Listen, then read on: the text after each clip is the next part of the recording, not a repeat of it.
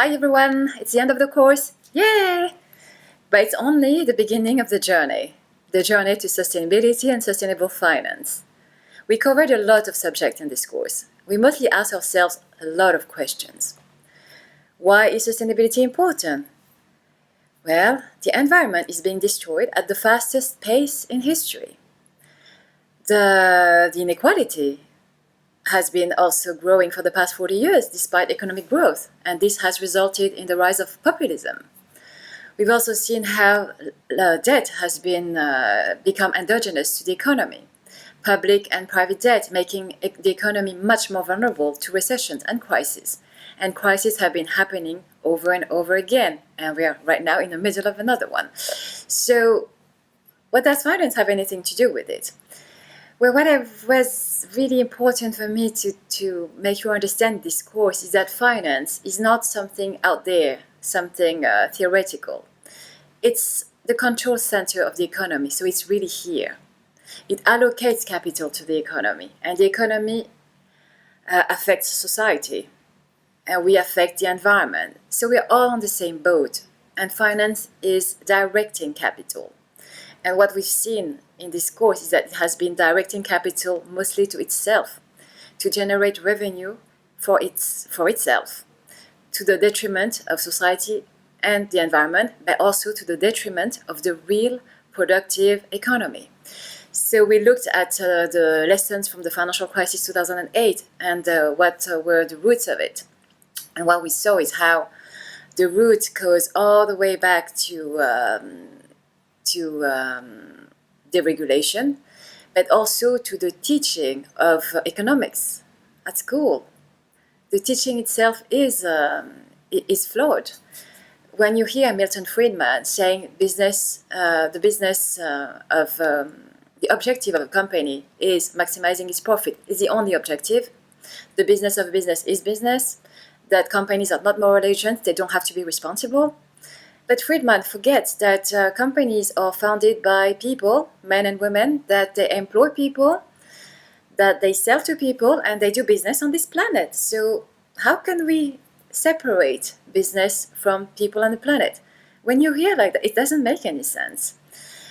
But financial flow theories have taken these out of the equation because they don't have a price. And financial theory says that the market price is the fundamental value. So what doesn't have a price has no value? Well, that has led to a lot of collateral damage and the tyranny of short-termism, to the cult of shareholder value, to really disastrous and unsustainable behaviors. But not everything is bleak and dark. There have been new initiatives, new business models and structures. Starting with new accounting standards, trying to take into account intangibles, human, social, natural capitals, things that have been left out traditionally. You have new business models and structures like social business, like the circular economy. What lessons can we learn from nature? Nature has been adapting and innovating for billions of years. We have so much to learn from it. So that's something we looked at. We also looked at how subjects like tax evasion, tax avoidance, which are often legal, what does it tell us about leadership and ethics and the need to collaborate? And also about technology and how technology is like finance. It does penetrate all of us, the economy, society, and the environment. And technology, especially the blockchain, we watched that talk by Carrie Maya, the blockchain and rethinking capitalism, how the blockchain is the engine of transparency. And it could really make us claim back the trust that we outsource to the banks. So it's really an area to watch quite closely. But that brings us to here, to education, and to why I'm teaching this course. Well, that's why it all starts, education. And when we teach a subject in isolation of all the other subjects, a subject as important as economics and finance, where the agents are people, things like psychology, anthropology, sociology that affect human behaviors, you cannot leave them out. The world is way too complex for that. And these theories have led to disasters.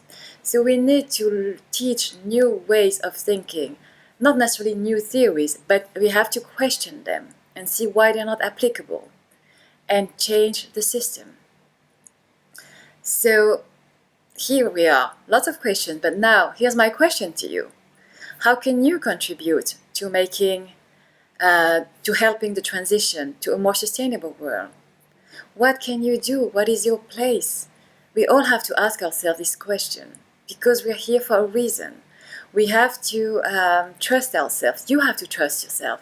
Have confidence. Don't have fear. You can have an impact. You can make a difference. Everybody can. And you act in your own unique, special way because everybody's unique. So that brings us on that journey. I have to congratulate you for embarking and embracing this journey with me. It's been a real pleasure and a great honor. Thank you very much, and goodbye.